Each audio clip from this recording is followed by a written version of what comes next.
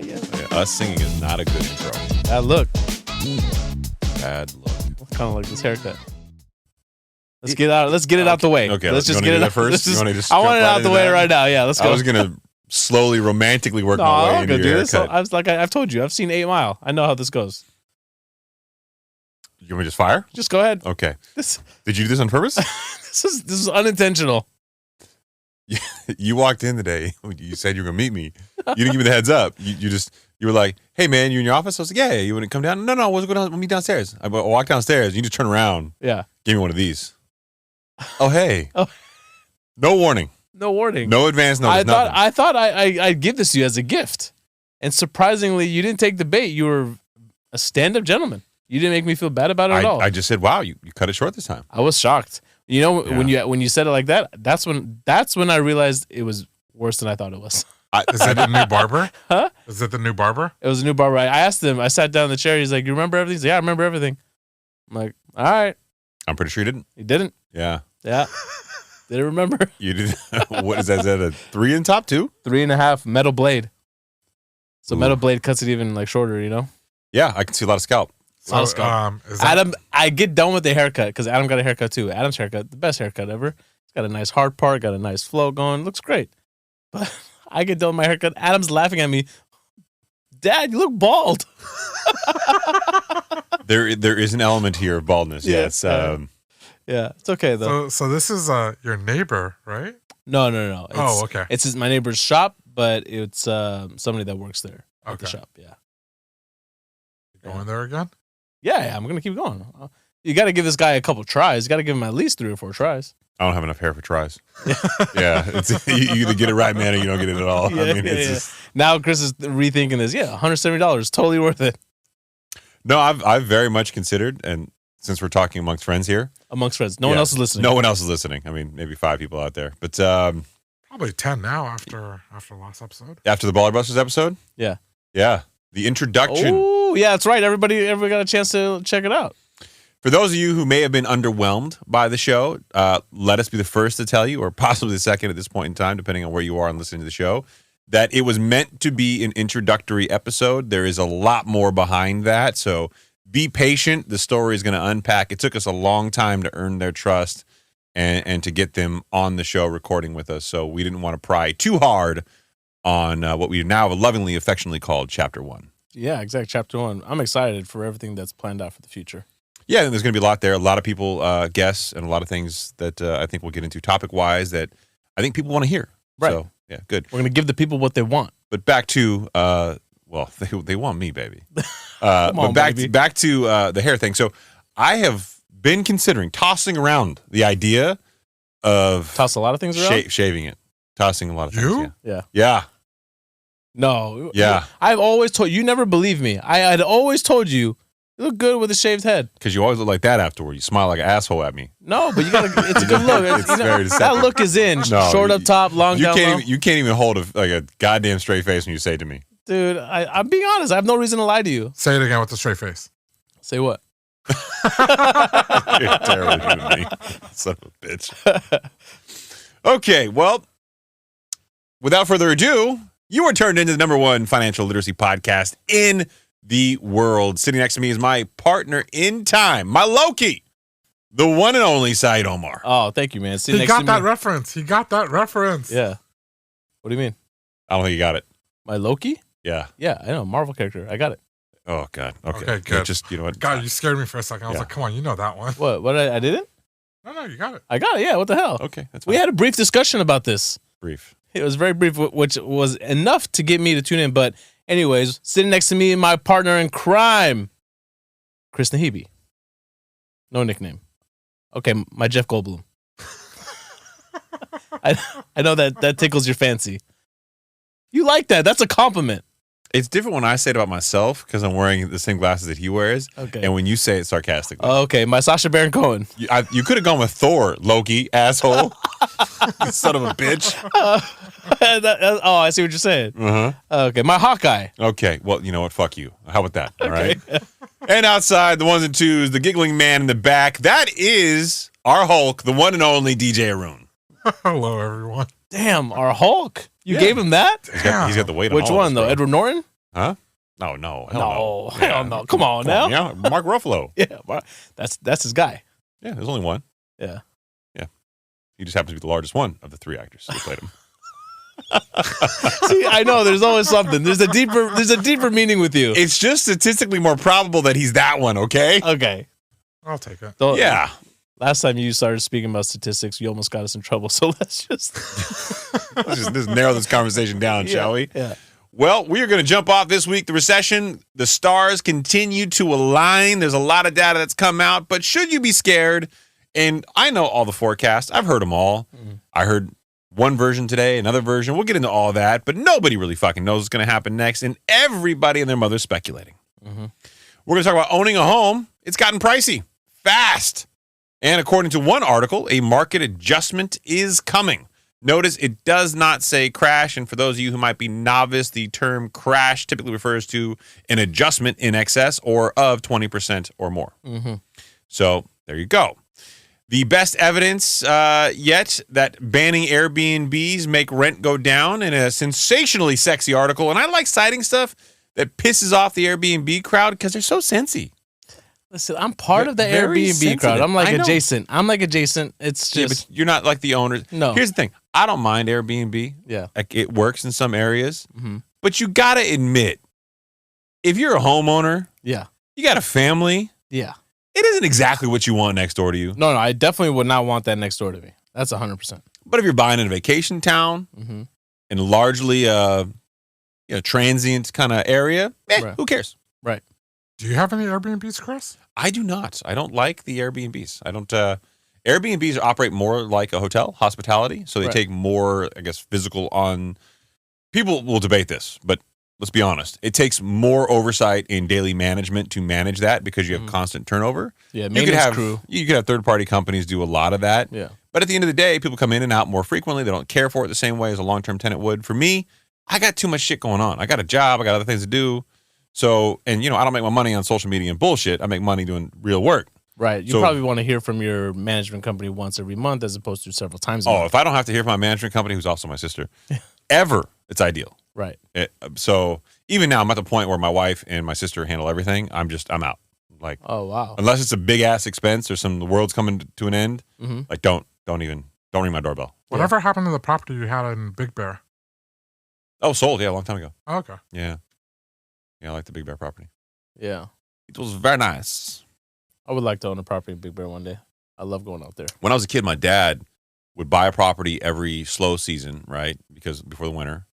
And he would fix it up, go up there pretty frequently, almost every weekend, and would clean it up and plan projects, whether that's adding a wall or fence or something like that. And then come towards the end of the peak season, he would sell it.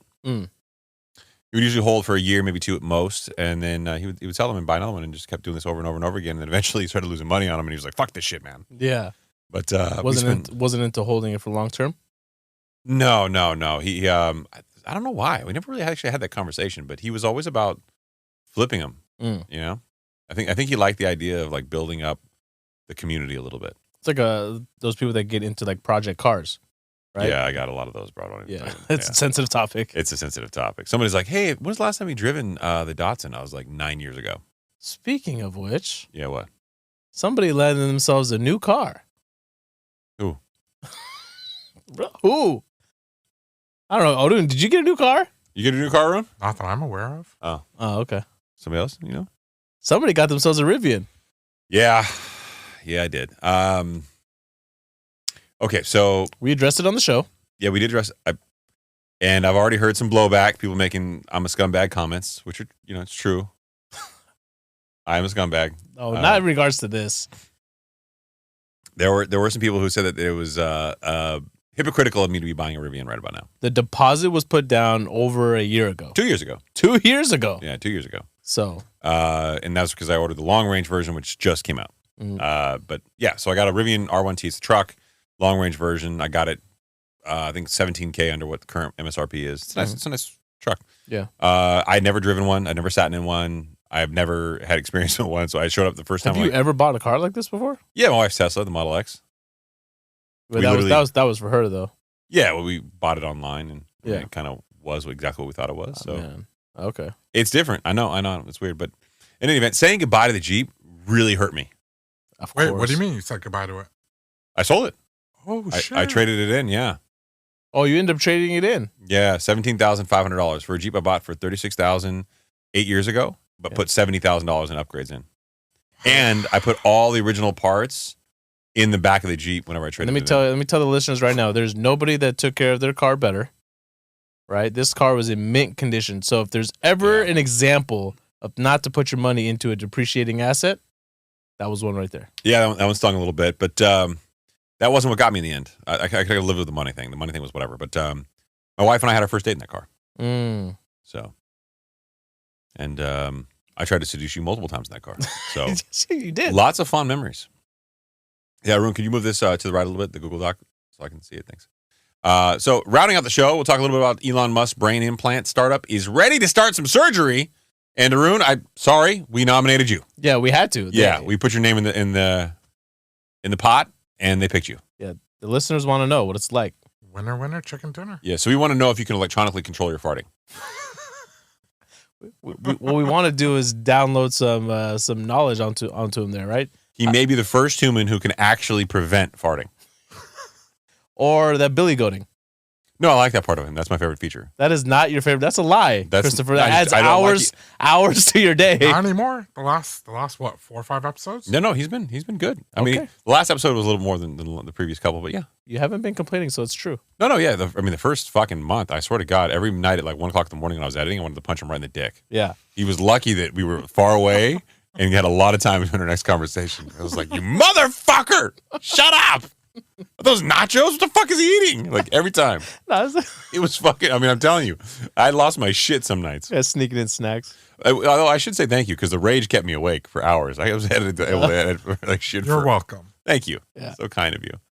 And then we'll round out the show like we normally do with some amazing 5-star, honest 5-star reviews. We got a couple of new ones. They are, as we say in the business, bangers. Bangers. Golden, if you will. Bangers. And let's start it off with the Forbes article, shall we? Let's do it. But before you do start off with the Forbes article, for our podcast listeners, if you're listening to us on Apple or Spotify, please go over and leave us an honest 5-star review. Like we will on this show, we'll read them at the end of the show. You'll see how excited we get over them. We share them immediately with one another. It does a lot for the show. And for our YouTube listeners and watchers, make sure you subscribe, hit that like button, ring that notification bell, do all the good stuff. That was good. Yeah? Like it? Did you write it down? No. Oh, okay. Did I write it down? It just sounded very rehearsed. It was practice, yeah. It's You part do of that the shit when you drive. it's part of the show now. You do that when you drive, don't you? No. And I'm Saied Omar, everybody. Is that what you do? Yeah. The radio voice? Yeah, the radio voice. No, I can if you want me to. For the record, you said radio. Yeah. You used to make fun of me when I said radio. You're like, what is, oh shit, what is this, 1940? But that is radio voice. There's no. Okay, fine. Fair enough. All right. This from Forbes. Recession, the stars continue to align. This article was an itch. Fuck, he pulled it late. So good. I can't keep rhythm going. I'm just going to stop talking tonight. You guys talk amongst yourselves. Yeah, figure it out. Yeah, fine.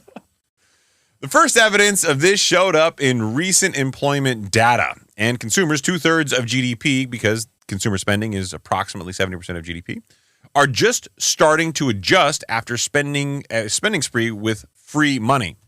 Free money, of course, a little nod to things like PPP and unprecedented stimulus during the pandemic, which they saved up. Mm-hmm. Or the fact that there was low interest rates for such a long time. That's right. All free money doled out by the one and only Uncle Sam in 2021 and 2022. Or your brother Biden? No? Uncle Sam, brother Biden? Oh, I see what you did there. Yeah. Maybe it's too familial. Anyway. Yeah. Credit card balances are now at record levels, over $1 trillion, and at interest rates in the mid 20% range. Mm-hmm. Some cases up to 30%. Yikes. Yeah, it's a lot, man. It stinks. Yeah. My FICO score, 848, by the way. My wife's vastly improved, 811. Wow. So proud of her. Above 800. Yeah, she crushed it. What do you think my rate was? The last time I checked, I was at 804. Rookie I know. Rookie level shit. God damn. Bitch. Haroon, what 602? What 60? No, he's doing good. No, it's gone up. It used to be bad. I think I'm at like 760, 770. Oh, there you go. Anything above 720, baby, you're in the money. Yeah, you're in the money. So what do you think my rate was quoted on the new Rivian? I think you said 8%? 8.5. Wow. Really? I was like, is this negotiable? Yeah, I mean, 840, dog. I'm like, y'all know I host a podcast, right? I'm good for it. I'm an influencer, dog. I got a black card. Can I get? Man. Don't see there. Yeah. Why? Oh, it's been a long time. Yeah. Come on, man. You need to flash the black card on him? It used to be once an episode. Now it's once a month. Come on. Bro, I bought burritos today with it. It's not like I'm out buying lavish shit, okay?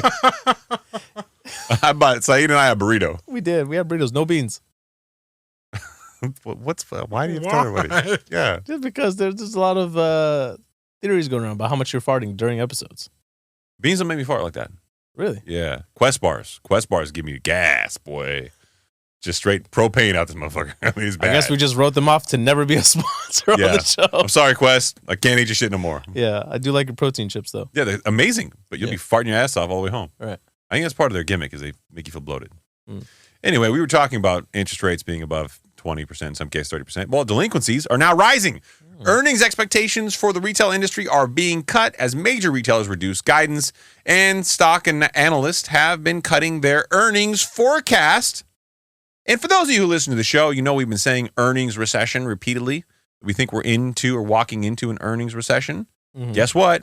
That, my friends, that's the beginning of what we will officially declare an earnings recession. When all these companies say, hey, we're going to cut our guidance. We're going to cut what we're telling you we're going to do for the next year, our forward projections, because we don't think we're going to make that much money. Right. Not only do they do that, but the analysts on Wall Street, whatever predictions they make for them at the beginning of any quarter, they're constantly revising those down too. Right. Carrying on, banks have cut back on staff and have unrestricted. I'm sorry, I can't even have restricted lending. Yeah, it's just I can't read. You're so excited. I honestly should not be somebody who reads off screens. I'm the obnoxious guy. I shouldn't be the reader guy. But anyway. Restricted lending both to consumers and businesses while upping their loan loss reserves. Again, preparing for the possibility of more default in their portfolios, right? Because banks are already right now have to set aside a certain amount of reserves so they can foresee what's about to happen. So they have to up those reserves because they know even more loans will probably go bad. They're fearful that will happen. Yeah. Housing affordability is at a 35-year low because of a little thing called high home prices. And, of course, equally to blame are mortgage rates. Yeah. Now at 8%, ironically less than my new car price. Motherfucker. Anyway, as for inflation, that's about the only good news. It looks like the article says melting. I would say cutting back. Yeah, CPI is actually supposed to come out tomorrow by the time this episode drops. I don't know. Do you have this anywhere in the show about CPI coming out tomorrow? I don't. I didn't want to jump into it now, but yeah, CPI is supposed to come out tomorrow. So this is one of two CPI reports. Today being Monday, yes, November 13th? Yeah, November 13th is supposed to come out tomorrow, the 14th. So there will be two CPI reports that are supposed to come out before the next Fed meeting in December, middle of December. Yep. This will be one of them. Projections are that the headline figure is supposed to actually come down from 3.7% down to 3.3%, getting closer and closer to the Fed's target of 2%. However, this isn't necessarily the report that they like to look at. They like to look at PCE, personal consumption expenditures, right? But they think a lot of this has to do with gasoline prices coming down. So we make something very, very simple for those you listening to the show going, what? Huh? That's a lot. That's a lot of acronyms and like letters. What is he saying? Yeah. So basically, inflation is compared to 1 year ago, right? How prices are today compared to 1 year ago. And it's an average of a bunch of different things. Well, 1 year ago, there are some numbers that are dropping off from the previous month, which we compared to the last CPI print. Those numbers dropping off give a strong forward indication that inflation will actually come down because year over year, you're not going to see an increase because there was an add a year ago. Right. And why this is so important is for any new listeners that just came on. The Fed has been doing their best to tame inflation. And by doing that, they've had to raise their Fed funds rate, making the borrowing costs for banks more expensive, ultimately cooling down the economy. So if you feel like you're living paycheck to paycheck or you're feeling a tight pinch at the end of every single month, this is the reason why. So this Forbes article covers a lot of different topics. There's only two topics from the article that I thought were really, really heavy and something that we should hit for the show. Number one, employment. And number two, the business sector. Anybody want to ask me why? Yeah, please. Why? Why is this so important, Chris? Thank you. Number one, employment affects all of us, right? Unemployment, jobs, scary, scary stuff. You're going to hear about that being reported on a lot. Number 2, the business sector.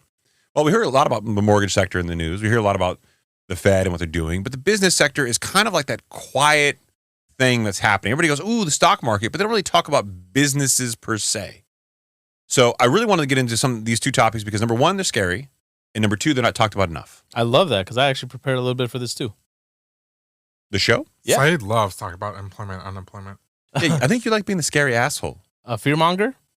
A little bit, yeah. Yeah. Yeah. I'm okay with that. I was going to say fear bitch, but fearmonger works too. Fear bitch? Yeah. Fear bitch. That's a little excessive. Fear bitch. No? Thank you. Yeah, thank you. Giving you the drone pal. Yeah, the JP from the hood. October was the first month in a while to show employment weakness. As noted in our last blog post, and that's, of course, Forbes, not ours, because if we had a blog, you guys wouldn't be going to it. Selfish bastards. Yeah. When the revisions were down 101,000 and birth/death model add-on of plus 127,000 are accounted for, the payrolls were actually negative in the establishment survey. So payrolls being negative, meaning that people were making less money. Yes. That's not so good. Not so good. Wages going down while inflation prices going up, that puts strain on a lot of households. The household survey, which wasn't mentioned anywhere in the media, registered negative 348,000 net jobs. Ouch. Not mentioned anywhere in the media, negative 350,000 jobs. That's a big fucking number. But you see how they're always out there mentioning when it's a positive number. Of course they are. And they never mention when jobs are revised down. In some cases, 2, if not 3 times after the announcement of what the Why final would they numbers do were. that? Why wouldn't they? Why wouldn't they want everyone to know? Because it's not as sensational. Mm-hmm. If you're reporting on the number that we reported on being wrong the first time, Mm-hmm. not a good look. Or they've been also constantly reporting that we're in this resilient economy, and now all of a sudden you're going to make a sharp turn? Wait, what just happened? I never really thought it was that resilient anyway. That's the irony of mainstream media. Yes. Those motherfuckers. Can't trust them. But you can't trust the guy with the podcast, though. Yeah. The higher standard, if you will. Only if they report from the higher standard. Yeah. Yeah, let's let that sink in. Yeah. Let that marinate. Haroon? You always do this to me. And he's just like, I got nothing. Yeah. I just want to make sure he's paying attention half the time. Yeah. I'm paying attention. Are you really? Yeah. Okay, just checking. You alive? Yes, I am. You farting back there again? Nope. Good call. All right. I'm looking for some chips. You can't find any. I ate them all. And if it weren't for the fall in labor force participation rate discouraged applicants, the U3 unemployment rate would have risen more than 0.1% percentage points. That brought it to 3.9%. The low was 3.4% last December. I know this is confusing. Be that as it may, in the post-World War II era, a rise of 0.5 percentage points in the U3 has signaled a recession 100% of the time. Wow. So you have an indicator, Yes. which when this happens, 100% of the time, it has signaled a recession, Yes. and that indicator has been flashing. Okay. That's a simple way of putting this, okay? Yeah, there you go. I mean, we've had enough of these, alarms that have been signaling, right? But this is the first one that's probably like 100% of the time. So I want you to hold on to that little 100% nugget, because I'm going to circle back to that when we're done here shortly. Got it. Okay? So hold on to my nuggets, Said. I'm holding on to your one nugget.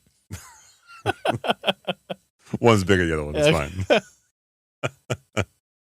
So those that believe a soft landing scenario must also believe that this time is different.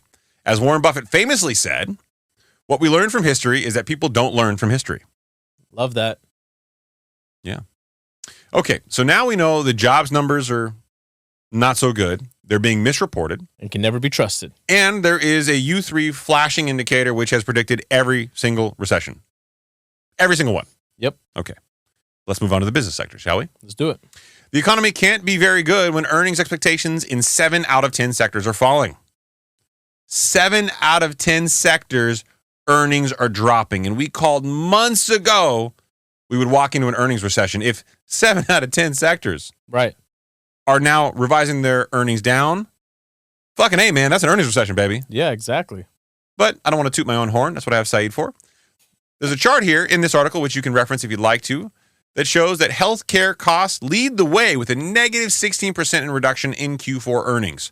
For the S&P 500 as a whole, expectations are for a negative 4% in earnings growth. The equity markets is quite sensitive to these earnings expectations and changes. So, in addition, we saw that Johnson Redbook reported a negative 1.5% fall in the same store sales in October. And the big box store in the big box stores like Target, Walmart, and Costco, they noted their Q3 reports that customers were both trading down and were foregoing discretionary purchases. So now you got consumers. Companies are already revising down expectations, but consumers in the big box stores, the Targets, the Walmarts, the Costcos, the one people go to consistently. Religiously. They get foot traffic, they order there. This is the mainstay where everybody goes in America. These are the stores that are the biggest, right? Right. They're now making alternative choices that are cheaper, more cost-effective, or just avoiding all the discretionary stuff entirely. Yes. That is a palpable, measurable, and calculated consumer change in behavior. That's what trickles into the earnings recessions. That's why these people are revising their earnings down. We have noted in past blogs, again, not our blog, Forbes blog, that manufacturing is already in a recession. The ISM manufacturing PMI at 46.7 for October has been in contraction below 50 for 11 months now. Okay, so let's paraphrase what we just read and let's make some predictions for all of you listening going, Chris, this is fucking weird data. Stop talking. You can't read. Yeah. Okay? Yeah, break it down to me. Let me break it down. Number one, okay, employment. Employment is signaling a recession. The data is there 100% of the time. They call it. Yeah.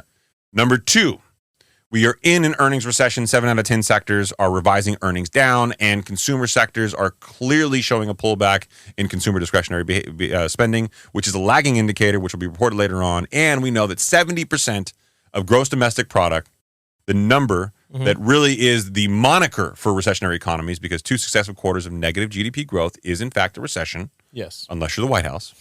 It's true. They do like to change definitions. They do. I love to do that mid-game. All these things are happening. I have 2 notable predictions. Prediction number 1, we will finally hear from the enigma, the ghost, the National Bureau of Economic Research in Q4 of this year, as in before the end of the year. Also known as NBER. National Bureau of Economic Research, yes. Yeah. Wow, we're going to hear from them this quarter, huh? We're going to hear from them in Q4. Wow. Yeah. All right. Which only gives me 45 days to pull this out of my ass. I mean, I can definitely see that happening. And I mean, with this unemployment figure, something that I also wanted to know that goes right into this earnings recession talk that we're having, right, is there's a lot of corporate debt that will be maturing over the next year to 2 years, okay, which is only going to make this problem worse. Oh, hell of a lot worse, yeah. So those exact numbers are there's $790 billion of corporate debt that's set to mature by 2024. Okay. Still less than the amount of consumer debt. Still, right. Take wild. that in. Wild, right? But I mean, it's rolling, right? So a lot of these corporations, most people out there, they're never going to get a loan bigger than their 30-year fixed mortgage, right? And that rate is fixed, and they don't have to worry about their mortgage like fluctuating, the payment, right? Credit card, not so much. Credit card, not so much. But they're not actively. They don't know what they're doing. That's just tacking on every single month, right? They're using that as a means to get by. But what these corporations and these businesses do, they get ARM loans, right? They get a certain fixed rate for a certain period of time. Eventually, it adjusts up to market. Okay, now let's think about this. So that's $790 billion at the end of 2024, $1 trillion by the end of 2025. Okay, it's a lot of money. Still less than consumers have on their credit card debt. Still less, but here's my problem. We're talking about unemployment figures and this sick flashing red. Okay, so when that debt for corporations matures and it adjusts up, that means just like all of us, if you have interest that spikes up on your debt payments, their corporations' debt payments are going to have to go up. What are they going to have to do? They're going to have to find a way to make more money. Or spend less money. Exactly. So what are they going to do? They can either increase their prices for their goods or services, or they're going to have to lay off some divisions, right? And that's one way that we've routinely cited on the show that corporations out there cut on operation costs, right, to ultimately curb this earnings recession. Haroon, now would probably be an inopportune time, but yet something I want to talk to you about. That's fucked up, dude. We're actually having a 33% reduction in force. Yeah, and this unfortunately does impact you. Yeah. I'm going on a cigarette break. I'll be right back. Yeah. You say a cigarette break? Yeah. You mean nacho break? Nacho break. Yeah. Everybody knows we're being sarcastic because everybody knows we ain't making any money. Yeah, exactly. So also, we briefly mentioned earlier at the top of the show that one way that the Fed's been trying to fight this whole problem is to raise the Fed funds rate. So the Chicago Mercantile Exchange, right? The one of the indexes that is predicting what's going to happen at the next and future Fed meetings. Right now, 86% chance that no rate change at December. You know what the future predictions are for, according to Bloomberg's World Interest Rate Probability and Chicago Mercantile Exchange, you know what the probability of rate cuts are for the next 3 meetings after that, though? No. 50% in each. So it's a coin flip. It's a coin flip. Because Now, I don't think it's going to happen, but I'm just saying like that is the probability right now. The market is so schizophrenic on this. Right, exactly. And the reason behind that is, right, if the Fed actually does in fact come out and cut by then, mind you, the rhetoric that's been going around is they're going to hold these rates higher for longer. The only people I've seen on Wall Street that actually predicted that being the case was Goldman Sachs today. Mm-hmm. They predicted there won't be a rate cut until Q4 of 2024. Yeah, good job. I had that. Everybody else. I was going to actually cite it. Good for you. Don't big dick me with my own quote. Yeah, good job, man. I'm proud of you. Good for you. Morgan Stanley, though, took a completely different approach. I know. Three cuts? No, they took multiple cuts. They said by the end of 2025, we'll be at 2.375%. Yeah. So, and that's going to be incremental cuts, right? So keep in mind, the rhetoric going on by Jay Powell and all his homies at the FOMC, okay? Yeah, exactly. They said we're going to hold rates higher for longer. And to their credit, anything that they've said, they've actually been doing. Okay? So we got to take them for their word at this point. Thank you. Thank you. Right? So with that being said, if they do in fact cut Q1 of next year, that means something broke. Something in the financial markets had to break, and they need to now stimulate the economy again. What could break, Saied? A lot of things can break, my friend. You want to just throw out a list real quick, see what happens? I believe the real estate market could break. I think banks could go down. I don't think the real estate market's going to break. I wish it would. Yeah. Because it would solve a lot of the inflation problems pretty quickly. Commercial real estate? Commercial real estate, unfortunately, is already breaking. Yeah. The jobs market is showing some strong cracks. Yeah. Strong cracks. Some would say the strongest of cracks. Strong cracks. The business sector, businesses, earnings, cracks. Yeah. But I don't think any of those break. Really? I don't think those break. I think small cap, mid cap has a real problem on their hands. Small cap businesses, smaller businesses, I think have a problem on their hands.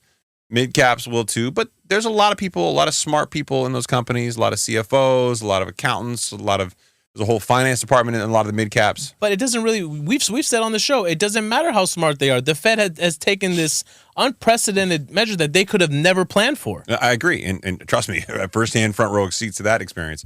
But generally speaking, there'll be a lot of M&A there.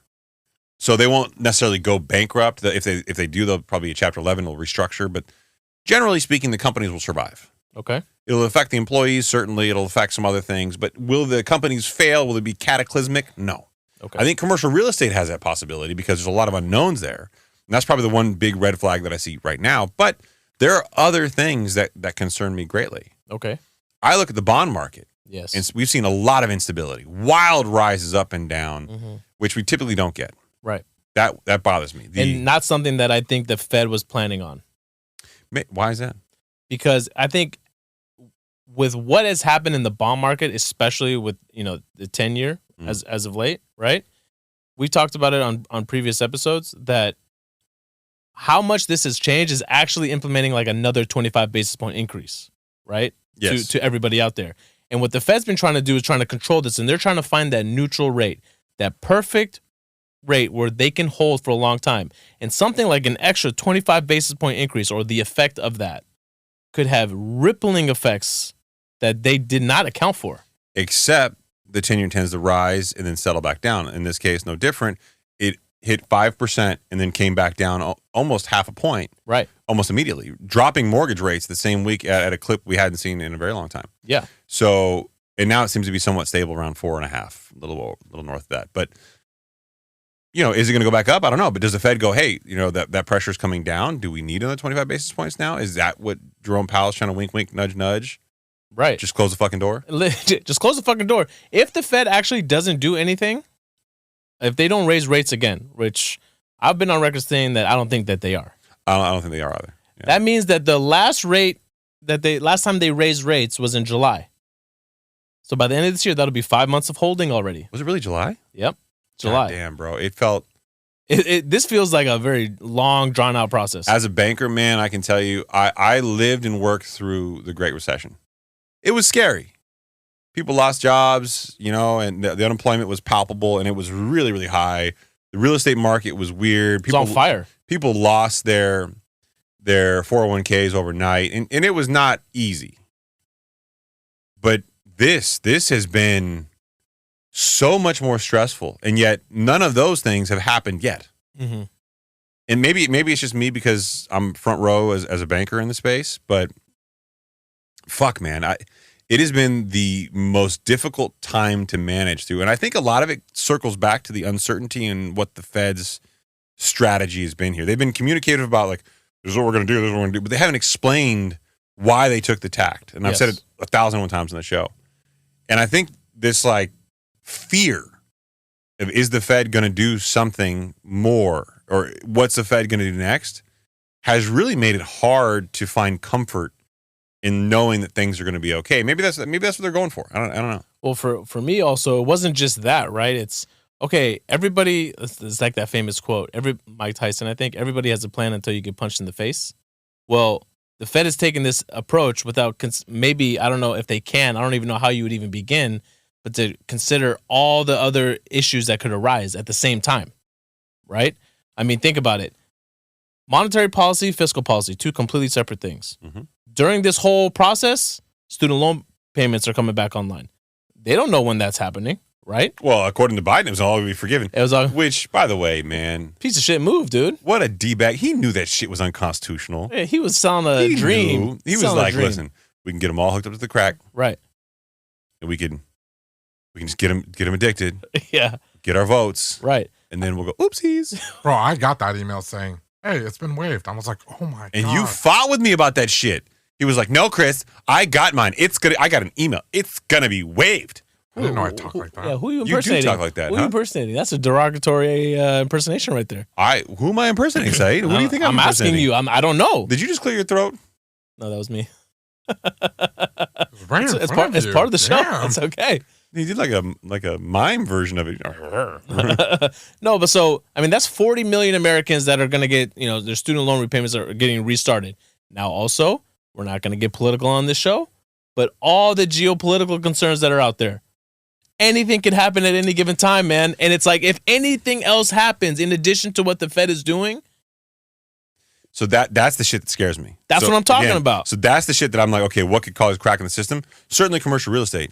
But fuck, man, the geopolitical world, again, not political, but you got Ukraine and Russia, and that's been real not reported recently, which freaks me out. Wow, more money going to Ukraine. We're not going to get political on if it's a good thing or bad thing. The Israel-Palestine conflict has just been front and center. Yep.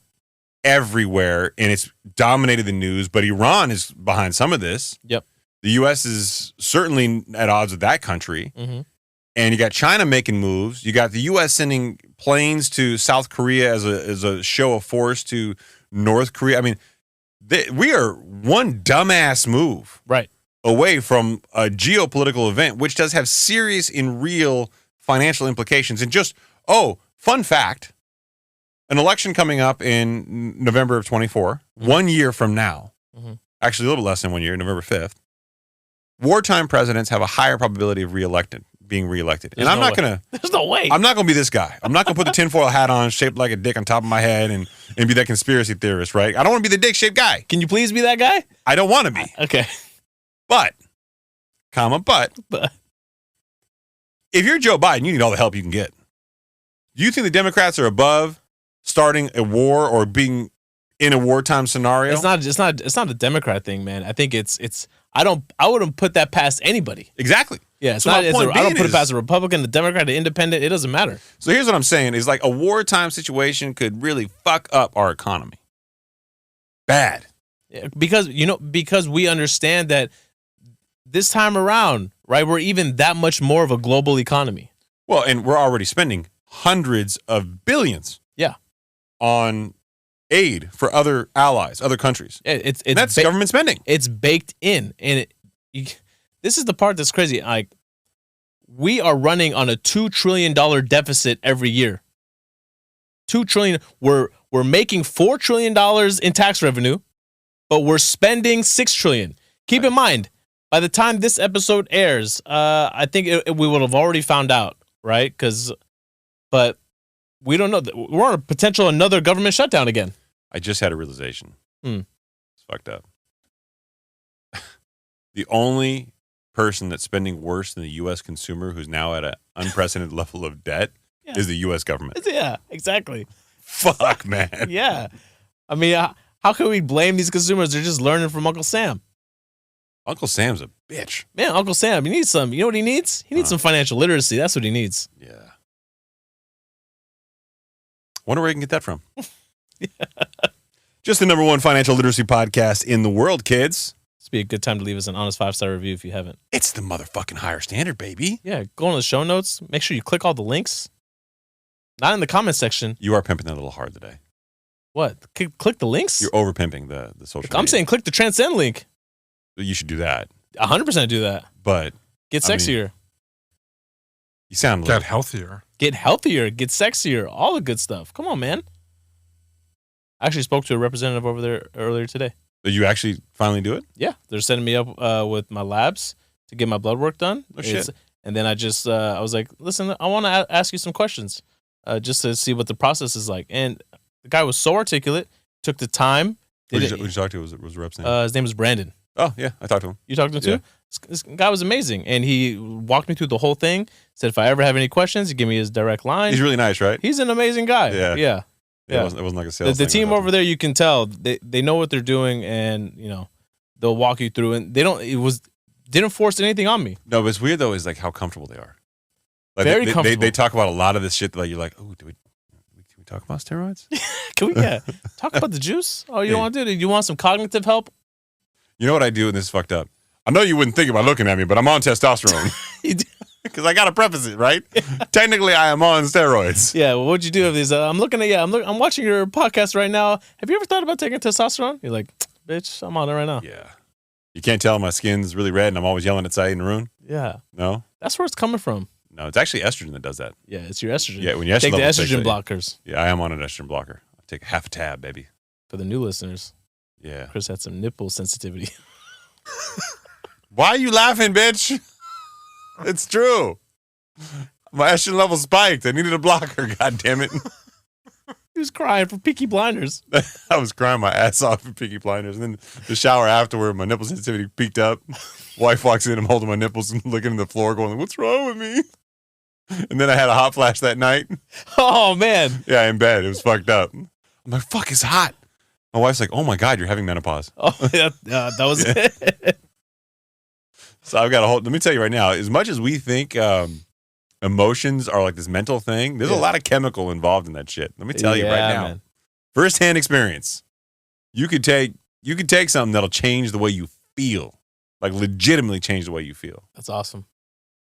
And the one thing that he said that he was really got me thinking was like, because I had been telling him like, I've been having like a hard time like sleeping. Like I feel like I don't get good sleep. I'll sleep straight through, but I don't wake up feeling refreshed. I'll still wake up feeling tired from time to time. Actually most times. And he's like, oh, we got stuff for that too. What do you recommend? He actually thought that the BPC 157 would help with the recovery, which would ultimately help me get better sleep. No, I took it. I loved it. Yeah. I probably will take it again. Yeah. Yeah. So I'm a big fan. But yeah. Well, I know it's going to be sad for most people. Probably some shocking news. Uh-oh. Yeah. We are so sad to be the first person to report this to you from Barron's. Owning a home has gotten pricey. Can you believe it? Fucking shock. What the hell, man? Fast. Since when? A market adjustment is coming. I hope. Is that see the petty bastard in me wants to repost this and tag every realtor I know. Yeah. Right? And be like, what do you guys think? Free engagement, baby. They're all gonna comment, right? I'm sick. You're twisted. I'm thinking of social media engagement. Yeah. But this has also got a long quote. I promise that this is the last long quote of this particular show. The gap between median rents and what a new homeowner would pay for a property at today's mortgage rates has never been wider. At least as far back as we have the data anyway. Mm-hmm. That's a problem. A little bit. That fact will have large implications for the mortgage and housing markets. Since the end of 2019, the consumer price index is up 19%. Meanwhile, rents have gone up by 31% from $1,562 to $2,047, while home prices have increased by 41%. From $244,918 to $348,539. It's a big jump. And this doesn't consider the impact of interest rates, which have increased from 3.74% at the end of 2019 to a whopping kick in the dick 7.5% in the latest reading. It was as high as 8% just a couple weeks ago. That's more than double. That's math. I can do maths. You can do the maths. I went to Kumon. Man. I graduated. You did. I know. I can tell. Yeah. Reading Rainbow. This means that assuming a 5% down payment, that the mortgage payments on a mid-tier home have jumped from $1,076 to $2,315, an increase of 115%. 115% increase. And people are like, oh, man, home values haven't gone up that much compared to rents. Math says no. Yeah. Math says no. Looked at differently, in 2019, most mortgage payments were considerably less than the rental payments. Now they are much, much, much more. What does all this mean, you might be asking? Why are Chris and Saied talking about home prices again, and why should I give a flying fuck? Yeah. I'm not buying right now anyway, so why should they care, Chris? Fewer renters will seek to become homeowners, decreasing the demand for housing. Supply is already down as so many borrowers are locked into low-rate mortgages. Remember that 3.74% rate back in 2019? They got a lot of those. I think 90% of all people with mortgages right now have a rate of 6% or less. Mm-hmm. 60% of 4% or less. That's right. With demand falling and supply constant, the pressure that has raised house prices and shortened listing times over the past 4 years will likely ease. It will certainly result in fewer real estate sales and mortgage originations, like we've already seen and experienced in the market, requiring the downsizing of those industries, which we're already seeing in the market. So higher unemployment? Yeah, tons of realtors flooding the market and going back into regular jobs because it's just difficult right now. Mm-hmm. And I get it. It's hard. It will increase the demand for home renovations and institutionalize the comeback of second lien mortgages. There will be many adjustments ahead. People are definitely going to have to tap into the equity of their homes in order to, because they're not going to be able to refinance. And they probably won't because rates are too high, right? So they'll probably tap in. I don't know for how long. I mean, what lenders out there are really going to want to put a second behind somebody right now? A few years ago, the top lenders were banks. Now, top 5 mortgage lenders, first trust deed mortgage lenders, are non-bank lenders. Mm-hmm. Fun fact, most people who have a second trust deed, if you're a bank, you certainly will not go behind somebody else's first trust deed. Right. And if the overwhelming odds are that the top 5 mortgage lenders in the country are non-bank lenders, you would be asking a bank to go behind somebody else's first trust deed. Right. Plus, banks are also tightening up their credit requirements. And while we're at it, little thing called inflation's happening.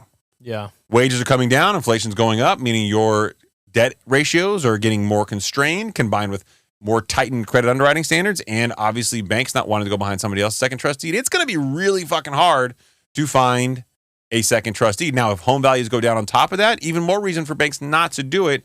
I see smoke. And where there's smoke, there's fire. Or marijuana. Yeah, people are smoking. Cannabis. Exactly. Yeah, man. What the tricky part about this is for the people out there, we actually cited not too long ago, we had an episode where for the first time in a long time, it's cheaper to rent in most large metropolitan areas than it is to actually buy. Yep. You know, and the quickest way three things actually need to happen in order to fix this affordability issue, right? Rates need to come down. Prices need to come down. There needs to be more inventory on the market, right? And wages need to go up. All three of these things, which are very likely not going to happen, right? Altogether. A big thing that people are trying to hope for is new construction, right? They can't make enough homes to solve this problem fast enough. Not only can they not make enough homes, these new construction companies that are out there that are building these homes, right? National Association of Home Builders, right? They're pricing out their projects. It takes 12, 18, 24 months, right? For the larger product. For 24, yeah. For subdivisions, right? Here's the problem with that. They got to get loans right now that are all-time high, and how are you going to price it? It's almost impossible for them to know where values are going to be at 2 years from now, given everything that's going on. There's a lot of uncertainty in the market. Look at the 2-year, look at the 3-year treasuries, right? So for them right now, they're going to continue to sit on the sidelines. That's why you see housing starts completely silent. I haven't heard. Nobody's even reporting on it anymore. Yeah. Right. So I don't know what it's going to take. I think unemployment is going to have to go up in order for some units to come online. Yes, we're not going to see anything like we did in the Great Recession, where 2.9 million homes came online, but that's going to have to be something, because as of right now, there's only 100,000. I think they've priced in 100,000 people, foreclosing on their homes. So if you're listening to the show and you're new, or if you've just been perusing the social media app of your choice, TikTok and Instagram, probably the worst offenders, there's inevitably somebody who's very confident with a real estate background or appeals to the home builders or realtors or just the industry and on the whole. And they typically make the same circuit. Mm-hmm. You roll around all the real estate events and they pontificate in this confident way. This is not going to happen. There's the supply and demand. And it's not even the Dave Ramsey's of the world, who's also a piece of shit. Mm-hmm. Ironically, Grant Cardone criticized Dave Ramsey for giving bad advice. Talk about the pot calling the kettle stupid. Fuck, those two idiots you could put both their IQs together and you still wouldn't get a normal person. Yeah, exactly. I'm just saying, not a lot there. You can knock, neither one of those fools not going to be home. Yeah, exactly. Yeah. Just dumb and dumber. Yeah. Just bad. There you go. So bad.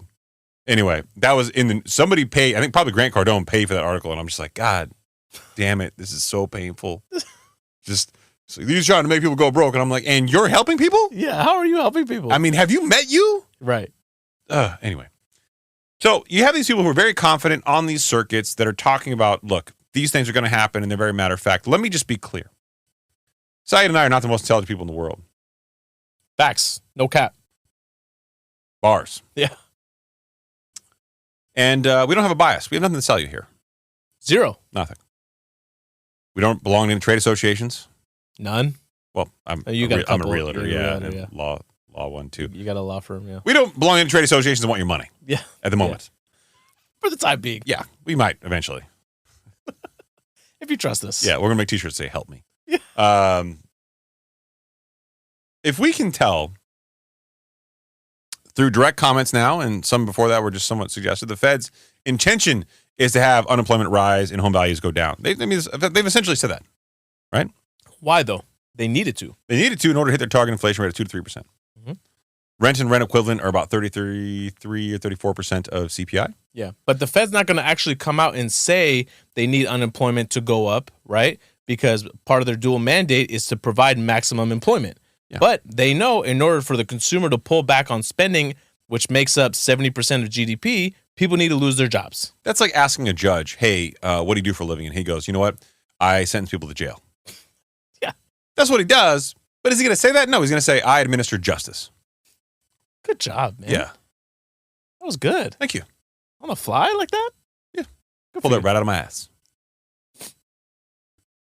Did you smell? Yeah. Did you make a whiff? I felt like it does smell like it came out of your ass.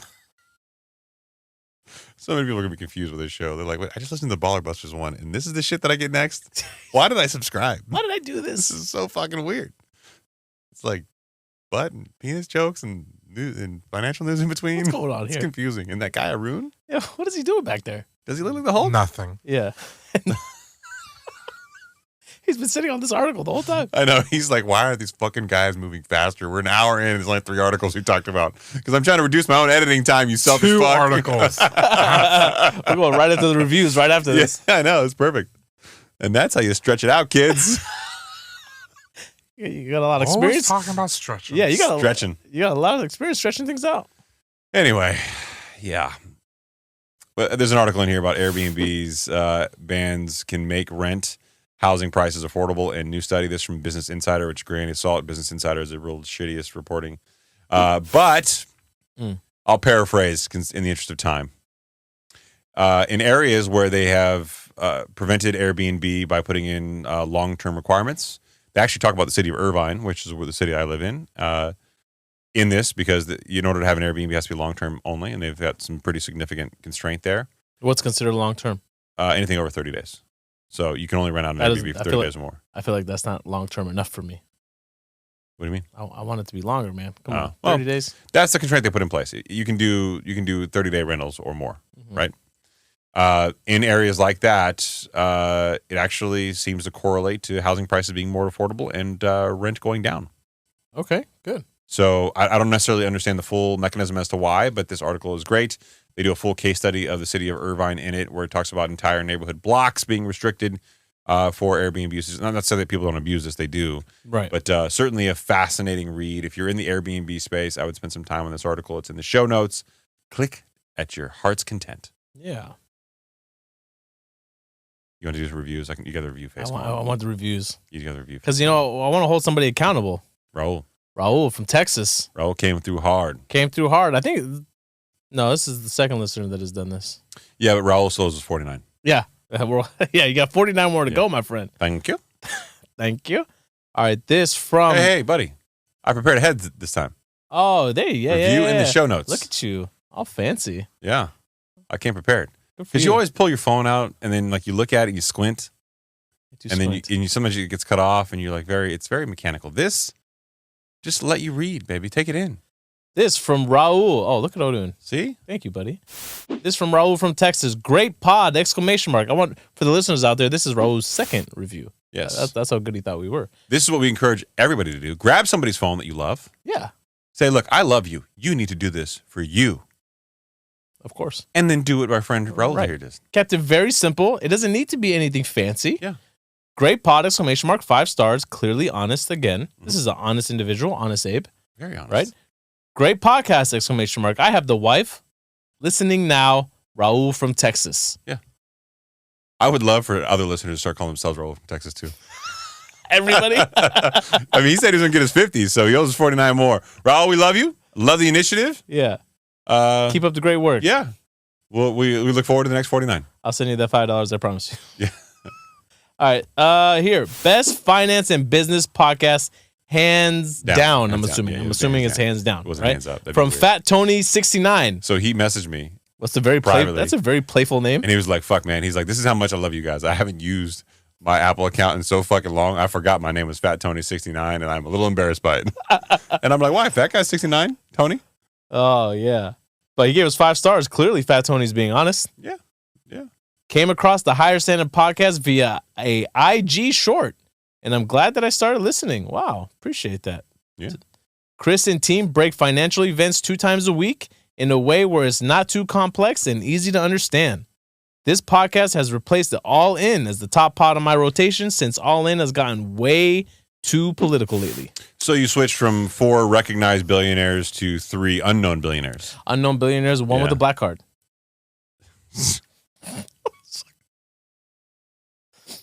Hey, you got to get, honestly, you got to get Centurion tattooed on your belly. You know the worst part about it is like nobody gives a fuck. I know. People literally still watch a video that I made over that on my personal YouTube channel, like to this day, and I still get questions from people, and it's like, why? Make me an authorized signer, dog. Yeah, that happens all the time. Why people obsess over it, I do not know. Right. It doesn't mean you make a lot. It just means you spend a lot. Yeah, that's true. And every single fucking time I pay it, I'm like, fuck this card. Yeah. It's one of those Amex cards that has to be paid in full monthly. Yeah. Don't they all have to be paid? No, there's a couple different versions now, I guess. Yeah. I paid in full monthly. There you go. Last month, $43,000. Personal card. Minor flex. Not including business. Not including, just In case anybody wanted to know. Yeah, in case you wanted to know. In case you wanted to know how big the flex was. That's just me fucking around and finding out. Yeah, exactly. Yeah. And now I'm poor. Oh, man. Odun, you got anything? Nope. Nothing, huh? Really? Wait, is this the last episode feel like before I leave? No. I feel like you know. I feel like he got a little nervous given that this is the episode after Baller Busters came out. He's like, man, we could probably got a bunch of people listening. I thought he was going to talk about booty sweat and busting up bars. Why? Tropic Thunder, bro. I know. I got it, but why? Did you? Yes. Because you can't make that movie anymore. No. No. There's a lot of movies you can't make anymore. Like what? Not going down this rabbit hole with you. You know what? I got a bone to pick. All right, I got to sit up for this one. Let's With do who? it. Yeah. With who? No, not a boner. So, David Fincher, Okay. great director. Mm-hmm. Haroon, if you can Google him on IMDb, I think he did Fight Club, Gone Girl. He did a bunch of really, really great movies. They all have a similar aesthetic, very suspense-driven. Mm-hmm. And he's a great filmmaker. This movie, The Killer, just came out. 7? Yeah, so he did Fight Club, 7, Gone Girl. I mean, a bunch of fucking great movies. He did Gone Girl? Yeah. That was, oh, wow. Yeah. Ben Affleck, right? Zodiac. I mean, he did some amazing. The Game? That was a great movie. Yeah, he's one of my favorite directors because he's not a big blockbuster guy, but his stories have generally been really good. Okay. And if you've seen Gone Girl and Fight Club, the stories are just fucking good, man. Yeah. So, the wife and I, at home on Saturday night, what do you want to do, babe? Let's watch a movie. Go to Netflix, and we see The Killer. Okay. Directed by David Fincher. All right. Oh, okay. Michael Fassbender, whatever his name is. Yeah, Fassbender. Fassbender, whatever that guy. He stars in it, Okay. right? He's a great actor. Magneto, baby. I mean, you can't acknowledge that. Haroon can. You're Movie not- buff. Yeah, pop culture. Yeah. He's still trying to figure out who I'm talking about. It is a fucking terrible movie. Oh, he let you down? It Oh my God. Not only did he let me down, he punched me right in the groin. was a payday. You just want a quick payday from Netflix. And the end of the movie was so bullshit. Really? It wasn't even like a surprise ending. Yeah. Oh, it was foreshadowed or what? It's almost like there was nothing. They wrote a story like, what if this just happened like it would in real life? I feel like that's a lot of Netflix movies lately. It was such bullshit. The whole movie, I was like, why? Really? Oh my God, I was so. Have you guys seen any good movies lately? Ryan Gosling movie on Netflix, what ruins the Gray Man? Yeah, did you ever watch this movie? It It was the same thing. It was Yes, I like- did. Yeah, It was I like did. a movie I was super excited for, and then like the ending was just like blah. Well, the movie The Killer, even more blah than that by far. And just anecdotally, why haven't they made the other guys too? Amazing movie. Fucking great movie. I stepped into watching that movie not realizing that it was going to be like a comedy. I was laughing my ass off. The best quote from the whole movie. Sorry, you look Filipino. At the end. Wait, that's your wife? No, you're messing with me. What? That's what he said in the movie. Yeah. You don't remember that quote? You hitting my wife, motherfucker? he got real sensitive, got defensive. Throw your hands up. About to throw some hands. These soft manicured hands. Yeah, you do get manicures. I don't do them that much anymore. It's been a long time. I just stick to waxing my ass these Yeah, days. that's it. That's Yeah. good. Call it Actually, this is a true story too. I'm oversharing, but that. I'm over. yeah, you guys won't share. So I get bi-weekly injections of 70 milligrams testosterone, right? Okay. So 140 milligrams total, but I do it on Monday and I do it on Thursday. Okay. It happens to be the days that we do a podcast. Oh, I got to get juiced up before I come in here. Yeah. You know what I mean? Well, that's the energy drinks don't cut it for you. You need actual testosterone. Yeah. You ever notice my voice gets deeper on Mondays and Thursdays? Yeah. Is that what it is? Testosterone. Yeah. So obviously, transcend product. Yeah. Clearly. But so my wife, she's a nurse. She's an RN. Mhm. She used to work, and now she takes care of our son. But right. she's she's still the one who administers my shots. Yeah. Have to. I mean, Have to. do people administer their own shots? I do. It always hurts a little bit after I do it myself. I don't know why. I thought you said when you tried doing it, like blood squirts out. I did it once. Jesus Christ. So the shot for testosterone is like an inch long needle. Okay. I mean, it's deep in your ass. so you put some. You can put it in your thigh. So you put it something deep in your ass is what you're saying. twice a week. Twice a week. Yeah, like on a clock. Good for you. So when I do that, it's never been a problem. The last time I gave myself a shot, I must have hit a vein or something. I pulled it out. Blood's like fucking squirting everywhere. Oh my God. And I like, immediately think about cleanup. Everyone's asleep upstairs, and I'm down here going, ah! How do you stop it? And like, I didn't have like a paper towel or anything. I don't want to get blood on my clothes. I don't want to stain it. It was late at night. I was working on the pie. It was just fucking shit show. Yeah. Anyway, so my wife's giving me a shot today, and she goes, hey, honey, remember when you laser hair removal with your butt? And I'm like, yeah. She's like, it didn't work. Yeah.